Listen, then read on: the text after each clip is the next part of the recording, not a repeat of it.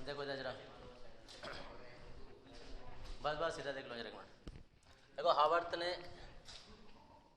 ऐसा था, हावर्थ ने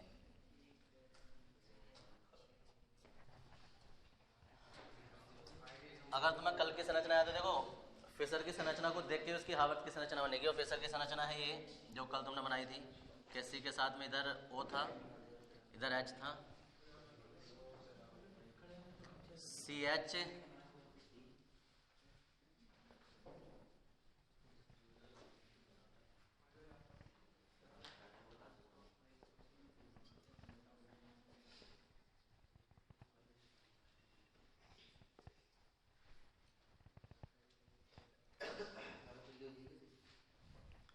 वही, और इस वाले से जो है वो ओ जुड़ा हुआ होता है।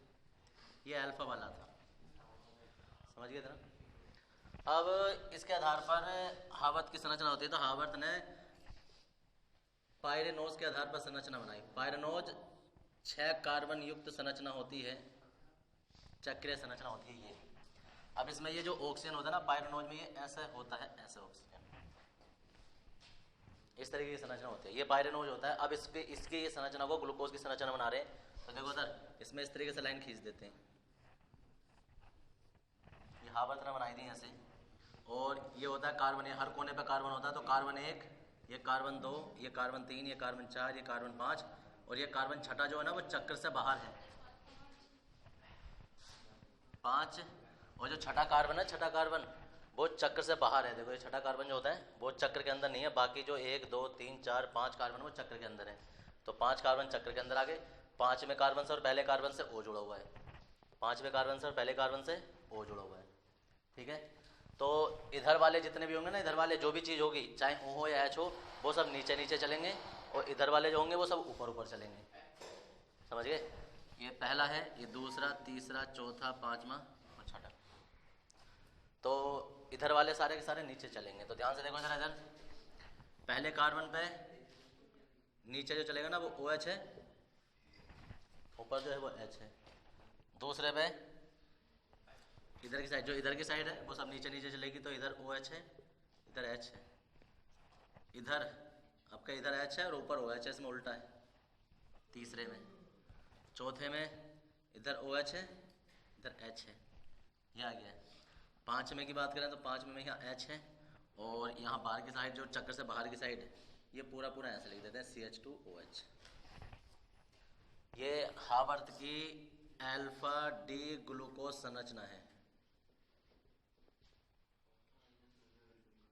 ग्लूकोज।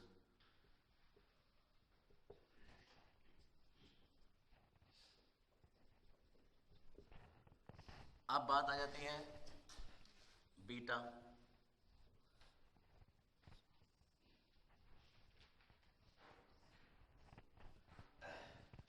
हाँ जी, 1 2 3 4 5 6।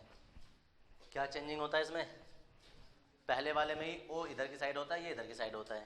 तो ओ इधर की साइड होगा, मतलब इधर एच होगा, इधर ओ होगा, पहले वाले में चेंज हो जाएगा ये। बाकी दूसरे में ओ एच जो है वो ये वाला है, एच ऊपर है। तीसरे में ओ एच ऊपर होता है, एच नीचे होता है, ये उल्टा होता है। चौथे में नीचे ओ एच है, इधर एच है, यहाँ एच है और CH2OH। ये ग्लूकोज की बीटा डी ग्लूकोज संरचना है। तो ये हावर्थ की संरचना है। 2 प्रकार की संरचनाएं तुम्हारे पास आ चुकी हैं, एक फिशर की संरचना है, एक हावर्थ की संरचना है। ये बना लेंगे।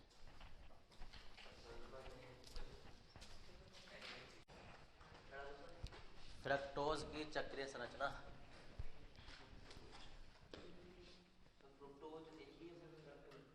हाँ हाँ बिल्कुल एक ही नाम है।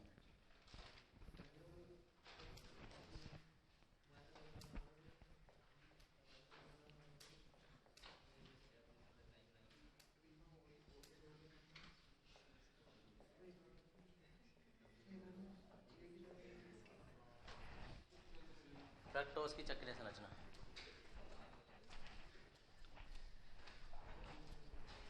अब देखो भाई एक मिनट जरा इधर। जो फ्रक्टोज होता है उसमें भी 6 कार्बन होते हैं।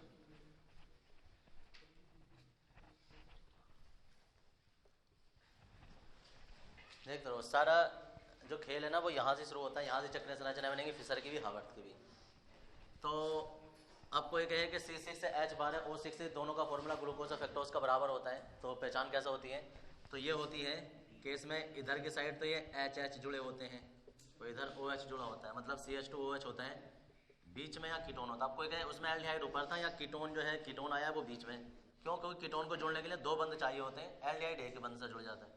अगर ये एक बंध से जुड़ता ना तो ये ऊपर ही होता टॉप पर, लेकिन इससे 2 बंध चाहिए थे तो कम से कम एक नीचे आके जुड़ेगा दोनों ओर से। बाकी पहला, दूसरा, तीसरा कार्बन है, चौथा, पांचवा, छठा। तीसरे वाले में वही कंडीशन होती है कि H इधर होगा, OH इधर होगा, बाकी सब में OH इधर ही होंगे, और बचे कुछ बैलेंस ही H से पूरी कर देते हैं। नहीं, ये फ्रक्टोज है, तो फ्रक्टोज में कीटोन होता है। ये फेलिंग विलयन और टॉलेंस अभिकर्मक से क्रिया नहीं करता है, फ्रक्टोज। दिख गया?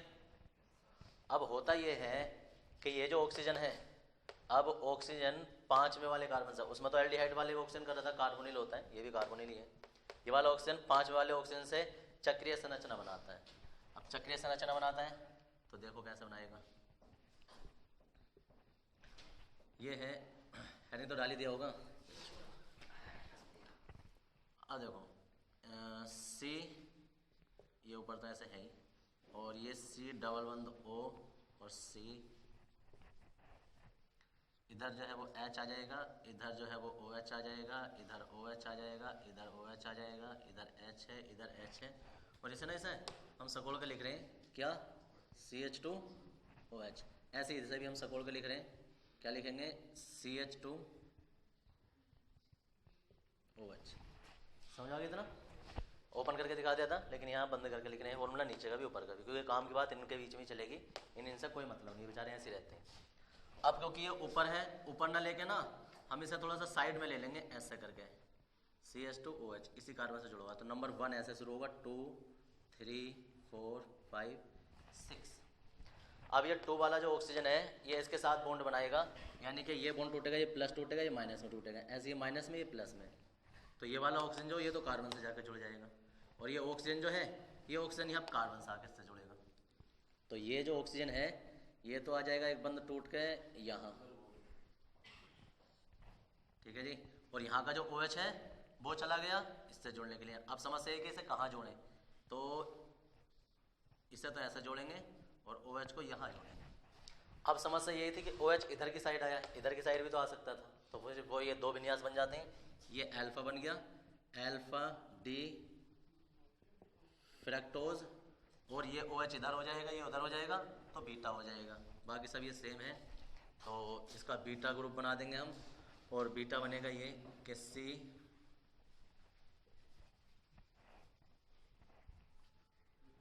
देखो इधर की ओर आ जाएगा OH, इधर की ओर आ जाएगा CH2OH, यहाँ H, यहाँ OH, इधर H, इधर OH, इधर ये तो खाली H पूरा कर देगा, यहाँ CH2OH। ये बीटा D फ्रक्टोज, तो ये अल्फा D फ्रक्टोज हो जाता है, ये बीटा D फ्रक्टोज हो जाता है, ठीक है जी। और ये जो संरचना है, ये देखो ये तो ग्लूकोज की ओरिजिनल संरचना है, ये चक्रीय संरचना है, तो ये फिशर की संरचना कहलाती है। ऐसे लिख देते हैं फ्रक्टोज की फिशर संरचना,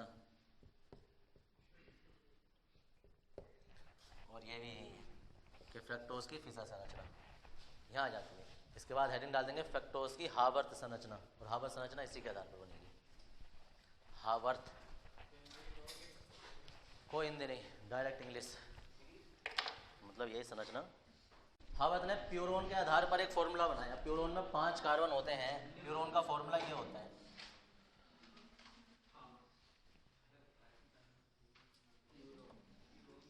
बराबर ही होता है यार, ये थोड़ा टेढ़ा सा चल रहा है।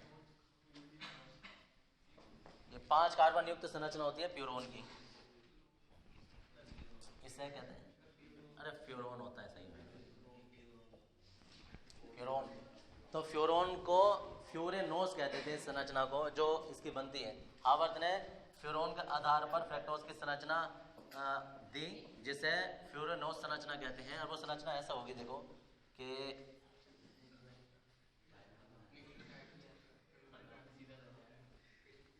देखो 1 2 ऐसे ना, सुन लो यार एक मिनट। अगर तुम यहाँ ध्यान से देखोगे ना तो देखो पहला ये दूसरा कार्बन है, तो दूसरे कार्बन और पांचवें कार्बन के मध्य चक्रीय संरचना नहीं है, यानी कि दूसरा कार्बन और पांचवें कार्बन के मध्य चक्रीय संरचना नहीं है। तो बाहर कौन से कार्बन है? दूसरे कार्बन से ये जुड़ा हुआ है और पांचवें वाले से बाहर ये जुड़ा हुआ है, यानी कि ये बाहर जाने वाले हैं इधर इधर। अब इधर वाले जितने भी होते हैं, इधर वाले जो भी चीज़ होगी वो सब नीचे नीचे आएगी बाहर की साइड, और इधर जो भी चीज़ होगी वो सब इधर के अंदर की साइड से चलेगी। ठीक है जी। तो अब देखेंगे इधर की साइड क्या चीज़ है। दूसरे कार्बन पर सबसे पहले क्या है इधर, तो O है, ये O है और O नीचे की साइड आएगा इधर, और इधर वाला जो होगा वो ऊपर की साइड जाएगा। तो ये क्या है, ये CH2OH। अब तीसरे कार्बन पर आ जाओ, तो ये दूसरा था, ये तीसरा कार्बन होता है, चौथा कार्बन, पांचवा और अब छठा तो ऊपर जाएगा। तीसरे कार्बन की बात करो, तीसरे कार्बन पे इधर जो भी चीज़ होगी वो नीचे जाएगी, तो H नीचे जाएगा ये वाला, और ये ऊपर चला जाएगा। चौथे पे ये इधर की साइड जो है नीचे जाएगी, और इधर जो भी होगा वो ऊपर जाएगा। ऐसे पांचवें कार्बन पे ये तो नीचे आ गया। ठीक है जी। और ये पूरे का पूरा जो है ये चक्कर से बाहर पहुंच गया, तो ये आ जाएगा CH2OH। ये कहलाती है, ये कहता है अल्फा डी फ्रक्टोज, तो ये अल्फा डी फ्रक्टोज ही है, लेकिन ये हावर्थ संरचना है, हावर्थ ने दी थी। अब क्योंकि जैसा हमने ये अल्फा डी फ्रक्टोज बनाया है, ऐसे हमें बीटा भी बनाना है, तो बीटा बनाने के लिए जो है वो भी हमें ऐसे ही बनाना है। अंतर क्या हो जाएगा, ये दूसरा कार्बन होता है, ये तीसरा, ये चौथा, ये पांचवा होता है, तो बीटा में क्या हो जाएगा, OH जो वो इधर पहुंच जाएगा, ये इधर हो जाएगा, इनका क्रम बदल जाएगा। तो इधर CH2OH होगा तो इधर वाली चीज़ तो नीचे जाएगी, ये हो गया, और ये पहुंच जाएगा ऊपर, यहाँ आ जाएगा तीसरे पे HOH। बाकी तो सब सेम ही है।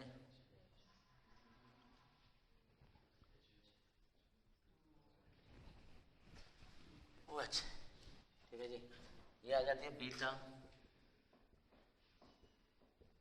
D fructose. तो ये alpha D fructose, beta D fructose. ऐसे ग्लूकोज में भी किया था, इधर वाले सब नीचे नीचे लिखे थे और इधर वाले सब ऊपर ऊपर लिखे थे। एक ही होगा, हिंदी लिखेंगे पहले 2 लाइनों की इसमें।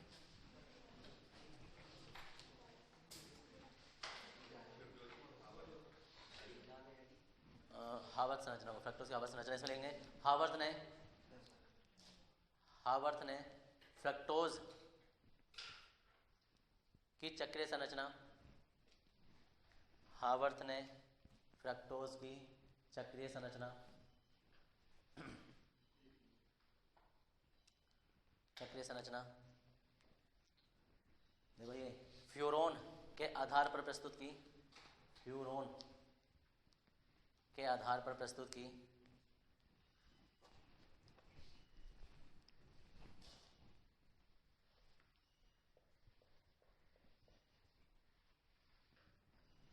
देखना, इसलिए इसे फ्यूरेनोज संरचना भी कहते हैं। नोज इसलिए लग रहा है क्योंकि लास्ट में ग्लूकोज होता है, फ्रक्टोज होता है। कुछ ना ग्रीक लैंग्वेज या कोई ये, हाँ ग्रीक लैंग्वेज में होता है ओज, जिसमें आता है ना लास्ट में ओज, वो पदार्थ मीठे होते हैं, याद रखना। ओज, glucose, fructose, lactose, maltose, something वही। ग्रीक ना एक उस टाइम पूरा समूह होता था कि उतने देशों में ये सब चीज़ें कॉमन सी लैंग्वेज बोली जाती है।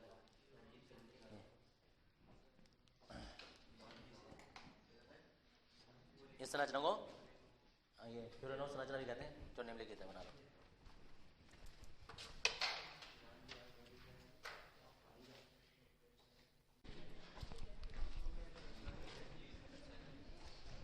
सुक्रोज में अगर जो तुम देखोगे तो C बार है, H22O11 होते हैं, जिसका जल अपघटन करने पर हमें C6 से H बार है O6 मिलता है, C6 से H बार है O6 मिलता है। ओए बोलो मजरा, इससे अगर तुम देखोगे तो ये अल्फा डी ग्लूकोज होता है। अब सही से तुम्हें पता चलेगा कि ओरिजिनल में होता क्या है। और ऐसे कह देते हैं ना ग्लूकोज फ्रक्टोज होता है, फ्रक्टोज तो होता है लेकिन ये बीटा डी फ्रक्टोज होता है। अब इनकी संरचना बनानी थी तो पहले हार्वर्ड संरचना देखो। देखो हार्वर्ड में पहले ग्लूकोज की संरचना बना रहे हैं हम।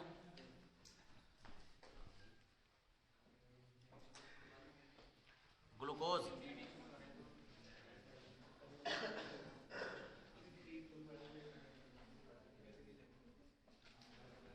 ठीक है जी। अब देखो अल्फा संरचना बना रहे हैं इसकी, तो अल्फा में OH इधर होगा, H इधर होगा। ये पहला, दूसरा, तीसरा, चौथा, ये पांचवा। यहाँ OH होगा, यहाँ H होगा, यहाँ H होगा, यहाँ OH होगा, यहाँ OH होगा, यहाँ H होगा, ये H और ये CH2OH। यह है अल्फा डी ग्लूकोज। और बीटा डी फ्रक्टोज बनाना है तो बीटा डी फ्रक्टोज बनाना होता है ऐसे।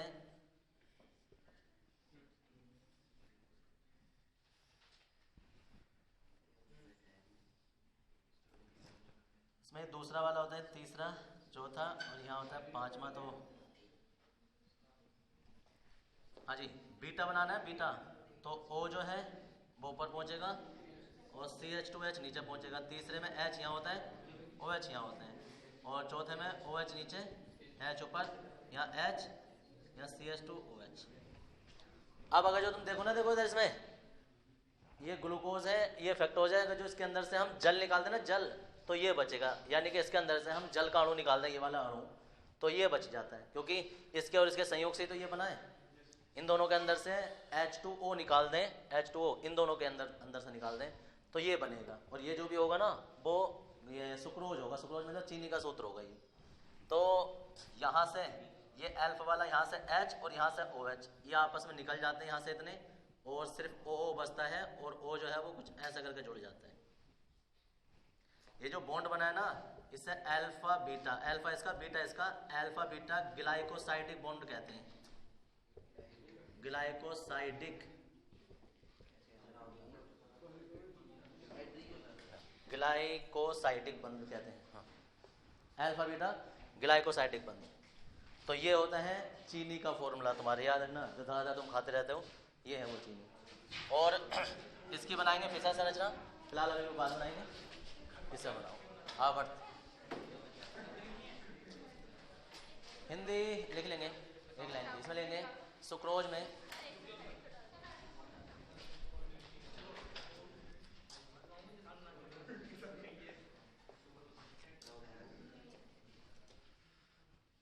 देखो, इसमें ना एंजाइम भी होता है और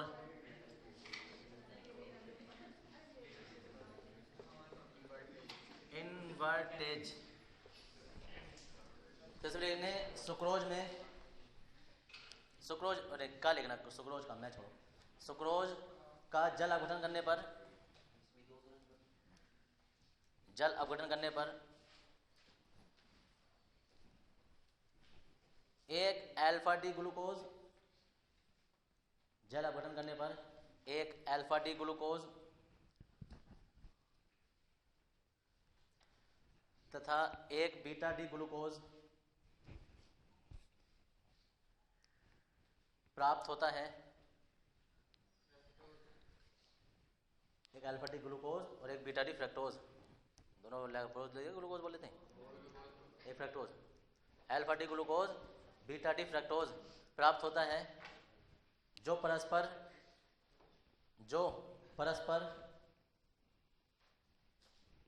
देखो ऐसे लिखना, ये C1 व C2, C1 व C2, C1 इसका और C2 इसका, C1 व C2 कार्बन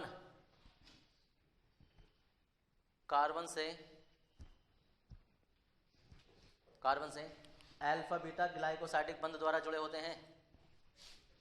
कार्बन से अल्फा बीटा ग्लाइकोसाइडिक बंध द्वारा जुड़े होते हैं।